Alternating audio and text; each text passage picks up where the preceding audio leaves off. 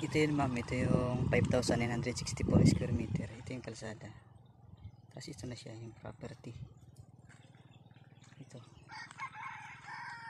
Mahigit ka natin hektarya, 5,964 square meter. Ito siya.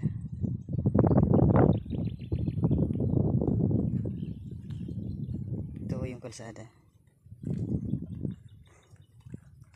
Rough road pa nga lang ito.